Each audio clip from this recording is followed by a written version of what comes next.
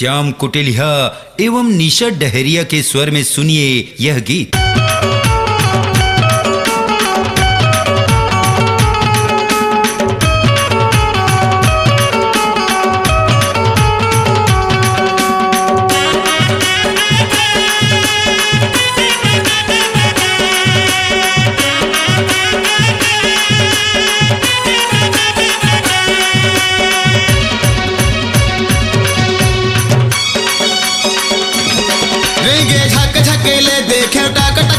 रेंगे झक झकेले देखे टक टकेले तनमा दावा ढीला गे वो एक घड़ी नहीं देखा तोला रानी मन मोर बाया गे वो एक घड़ी नहीं देखा तोला रानी मन मोर बाया गे वो।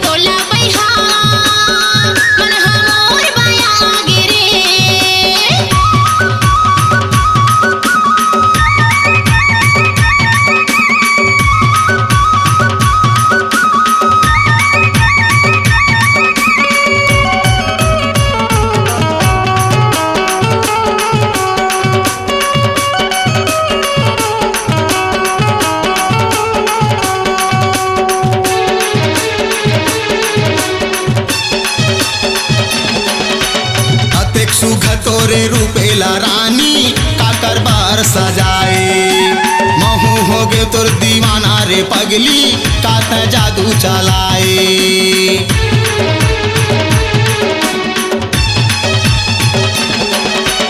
अतेक सुख तोरे रूपेला रानी काकर बार सजाए महू हो गे तोर दीवाना रे पगली कात जादू चलाए।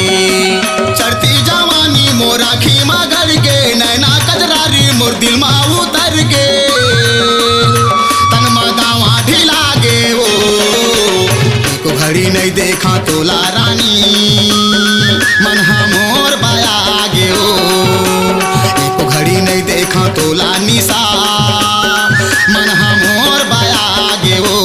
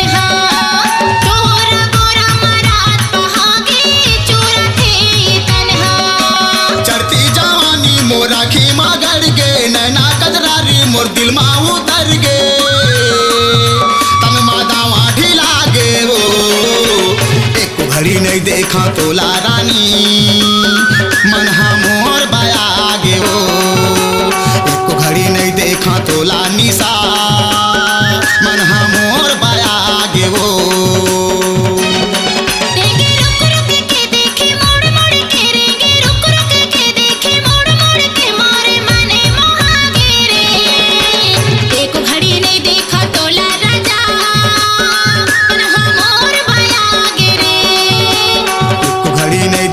तोला रानी मन मोर बया गे वो मन मोर बया गे रे मन मोर बया गे वो मन मोर बया गे रे मन मोर बया गे वो।